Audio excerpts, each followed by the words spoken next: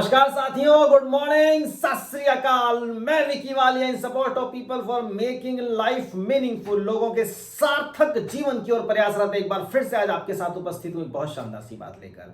आज मैं बात करने वाला हूं स्पीड की। जी हां, स्पीड यानी कि गति। हमारे जीवन में स्पीड का बहुत महत्व है, गति का बहुत महत्व है दोस्तों। कोई भी कार्य को आप कंप्लीट करते हैं समय सीमा, तय समय सीमा के अंदर यदि आप कंप्लीट करना चाहते हैं तो आपको स्पीडली काम करना पड़ेगा, क्योंकि स्पीड से काम करते हुए आप तय समय सीमा के अंदर उसको काम को कंप्लीट कर पाएंगे दोस्तों।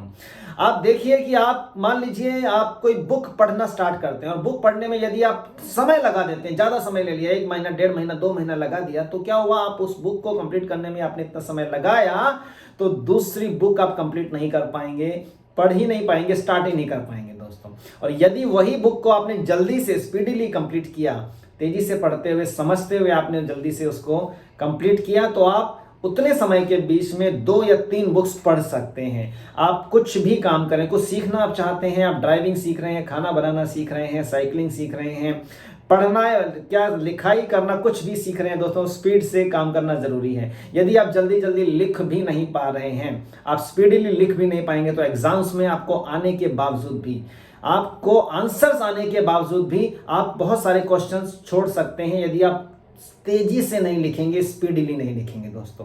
पर स्पीड के चक्कर में अपने आप को रिलैक्स करवाना मत भूलिएगा। जी हाँ, कोई भी मशीन यदि स्पीड से, जैसे कोई गाड़ी है, आप गाड़ी को आप लेके जाते हैं, खाली रोड मिलता है दोस्तों, तो खाली रोड के अंदर हुआ क्या, आप अपने गति सीमा के हिसाब से उसको चला सकते हैं। पर यदि गाड़ी धीरे धीरे चले, कहीं जाम में फंस जाए या बार बार चलते हुए जाम मिले और आप उसको थोड़ा थोड़ा धीरे धीरे धीरे करके आगे बढ़ा रहे हैं, तो क्या होगा, आप खुद जानते हैं, डिस्टर्ब हो जाते हैं दोस्तों कि यार तेजी से क्यों आगे नहीं बढ़ पा रहे हैं। तो तेजी का महत्व तो है, पर जैसे कि मैंने कहा कि तेजी के साथ साथ रिलैक्स करवाना भी जरूरी है। जैसे गाड़ी को आप कुछ समय तक चलाने के बाद थोड़ी देर रिलैक्स देते हैं, ऐसे ही आप कोई भी कार्य करते हैं तो कोई भी कार्य करने के बाद अपनी बॉडी को, अपने शरीर को भी आपको रिलैक्स देना जरूरी है दोस्तों। मैं आपको एक छोटे से किस्से, कहानी के माध्यम से इसको समझाता हूं।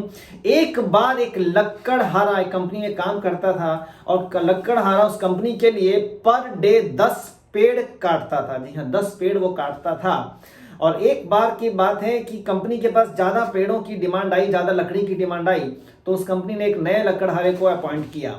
तो जब उन्होंने नए लकड़हारे को अपॉइंट किया तो वो जो नया लकड़हारा है वो एक दिन में 10 की जगह 15 पेड़ काटने लगा, 1.5 गुना ज्यादा पेड़ काटने लगा। तो अब जब उससे पूछा गया कि भाई साहब, आप इतने ही समय में, जो हमारे पास पहले वाला लकड़हारा है, जो इतने सालों से काम कर रहा है, जो एक्सपीरियंस्ड है, परफेक्ट है, वो तो पूरे दिन में सिर्फ 10 पेड़ काट पाता है, आप 15 कैसे काट लेते हैं। तो उसने कहा कि जब मैं एक पेड़ को काटता हूं तो उसके बाद अपनी बॉडी को रिलैक्स देता हूं, थोड़ा आराम करता हूं, धार तेज करता हूं कुल्हाड़ी की, और दुगने उत्साह के साथ मैं फिर से लग जाता हूं और इस बार दुगनी स्पीड के साथ मैं पेड़ काटता हूं। इस प्रकार मैं 10 से ज्यादा पेड़ पर डे काट पा रहा हूं। तो यही बात है दोस्तों कि यदि आप कोई भी काम करें, आप उसको स्पीडीली काम तो करना है, तेजी से काम तो करना है, पर काम के बीच बीच में यदि आप अपनी धार तेज करते रहें, आप अपने आप को रिलैक्स देते रहें दोस्तों, तो आप अगली बार दुगने उत्साह से उसको करेंगे। जैसे मैंने बुक का उदाहरण आपको दिया था कि आप बुक पढ़ना स्टार्ट करते हैं, थोड़ा सा पढ़ लिया, समझ लिया, रिलैक्स किया, फिर से आप उसको पढ़ते हैं, तो फिर देखिए कितनी फास्ट गति से, तेज गति से आप उसको पढ़ पाएंगे।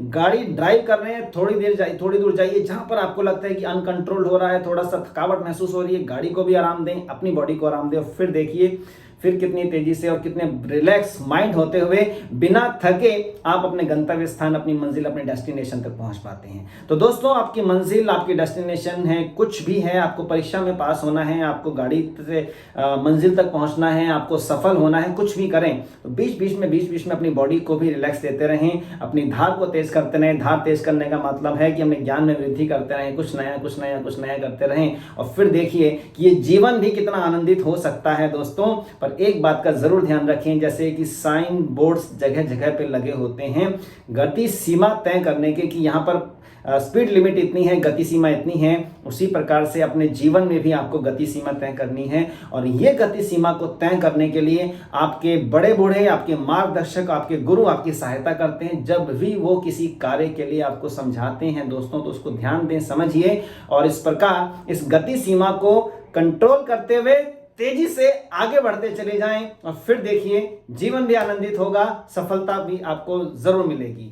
आज के लिए इतना ही, फिर से मिलता हूं कुछ नई चीजों के साथ, कुछ नई बातों के साथ। Wish you all the best, thank you very much, जय हिंद, धन्यवाद।